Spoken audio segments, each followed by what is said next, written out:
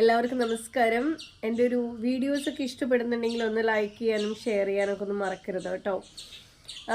നമ്മൾ സാധാരണഗതിയിൽ ഈ ന്യൂജൻ വേർഡുകളോടൊക്കെ വല്ലാത്തൊരു അടുപ്പമുണ്ട് അല്ലേ ഇന്നത്തെ തലമുറയ്ക്ക്. കാരണം ചില വേർഡുകളൊന്നും കേട്ടാൽ പോലും നമുക്ക് മനസ്സിലാവത്തില്ല. അപ്പോൾ ഒരിക്കലും ഒരു സുഹൃത്തിൻ്റെ മകള് ചോദിച്ചു എന്താണ് വിശേഷം എന്നൊക്കെ ഇങ്ങനെ ചോദിച്ചുകൊണ്ടിരിക്കുന്ന സമയത്ത് പറഞ്ഞു അഫെയറിലാണ്, ബെഞ്ചിങ് നടത്തിക്കൊണ്ടിരിക്കുകയാണ് എന്ന് പറഞ്ഞു. അപ്പം ഞാനിങ്ങനെ ആലോചിച്ചു എന്താണ് ഈ ബെഞ്ചിങ് എന്നുള്ളത്. കുറേ നേരം ആലോചിച്ചിട്ടൊന്നും എനിക്ക് മനസ്സിലായില്ല.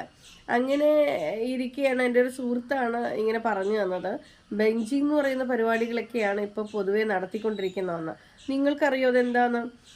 അതായത് ഒരു വ്യക്തിക്ക് ഒരാളോട് ഇഷ്ടമുണ്ട്, അത് വളരെ കൃത്യമായിട്ട് പോകുന്നു, ആ ഇഷ്ടം പ്രണയമുണ്ട്, അത് കൂടെ നടക്കുന്നു, സംസാരിക്കുന്നു, ചിരിക്കുന്നു, കളിക്കുന്നു.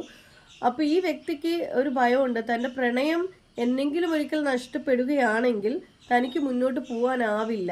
അപ്പം അതിന് പകരം എന്ത് ചെയ്യുന്നു വെച്ചാൽ ഈ പ്രണയത്തോടൊപ്പം തന്നെ വേറൊരു വ്യക്തിയോട് ഒരടുപ്പം പോലെ കാണിക്കുകയും ചെയ്യും, പ്രതീക്ഷ നൽകുകയും ചെയ്യും.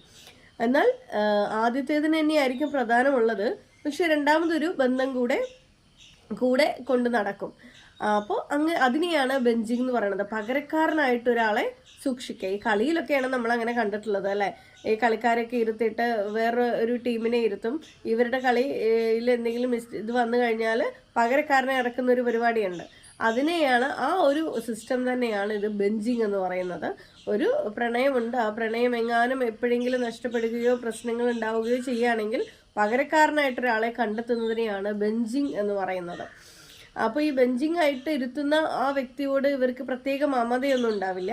പക്ഷെ എന്നാൽ പുല്ലും വൈക്കോലൊക്കെ ഇട്ട് കൊടുക്കുന്നത് പോലെ ഇടയ്ക്ക് സ്നേഹം കാണിക്കുകയും ഭയങ്കരമായിട്ട് ആത്മാർത്ഥത അഭിനയിക്കുകയും, എന്നാൽ ഇവർക്ക് എന്തെങ്കിലും ആവശ്യം വന്നാൽ അയാൾ ഉപയോഗിക്കും. പക്ഷെ അയാൾക്ക് എന്തെങ്കിലും ഒരു ആവശ്യം വന്നാൽ ഒപ്പം കാണണമെന്നൊന്നുമില്ല. ഇതൊരു പകരക്കാരനായിട്ട് കൂടെ കൂട്ടുന്ന ഒരു രീതിക്കാണ് ബെഞ്ചിങ് എന്ന് പറയുന്നത്. ഈ ഒരു സിസ്റ്റം അല്ലെങ്കിൽ ഈ ഒരു രീതി എന്ന് പറയുന്നത് ഇപ്പം ന്യൂജൻ വേൾഡിൽ ഏറ്റവും കൂടുതലായിട്ട് മുന്നോട്ട് പോയിക്കൊണ്ടിരിക്കുന്ന ഒരു സിസ്റ്റമാണെന്നുള്ളതാണ് ഏറ്റവും വലിയ സത്യം. നമ്മൾ എന്തൊക്കെയോ കാണുന്നു.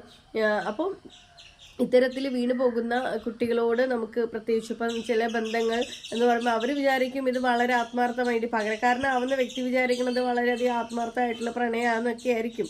പക്ഷേ പകരക്കാരന് ആവശ്യ സമയങ്ങളിലൊന്നും ചിലപ്പോൾ ഇയാളെ കിട്ടണമെന്നുമില്ല. എന്തെങ്കിലും ആ പകരക്കാരൻ എന്തെങ്കിലും വിഷമങ്ങൾ വന്നു കഴിഞ്ഞാൽ കൃത്യമായിട്ട് അങ്ങനെ ഒരു ബോണ്ടിങ് ഉണ്ടാവത്തുമില്ല. ഫോൺ വിളിച്ചാൽ എടുക്കണമെന്നില്ല, വല്ലപ്പോഴൊക്കെയുള്ള കോൺവെർസേഷൻസ്. പക്ഷെ ആ സമയത്ത് അവർ ഭയങ്കര ഒരു ഡീപ്പായിട്ട് സംസാരിക്കുകയും ചെയ്യും. അപ്പോൾ ഈ പകരക്കാരൻ വിചാരിക്കണോ ഞാൻ ഇത് ഭയങ്കര ആത്മാർത്ഥമാണെന്നാണ്. പക്ഷെ അങ്ങനെയുള്ള റിലേഷൻഷിപ്പുകളൊക്കെ വ്യക്തമായിട്ട് ശ്രദ്ധിക്കുക, സൂക്ഷിക്കുക. നിങ്ങളൊരു ബെഞ്ചിങ് ആവാതെ ഇരിക്കാനായിട്ട്, ഇനി മുതലെങ്കിലും ഇത്തരം പ്രണയങ്ങളിൽ വീഴാതിരിക്കാനായിട്ടെങ്കിലും ശ്രദ്ധിക്കാൻ എപ്പോഴും നമ്മൾ ശ്രമിക്കണം.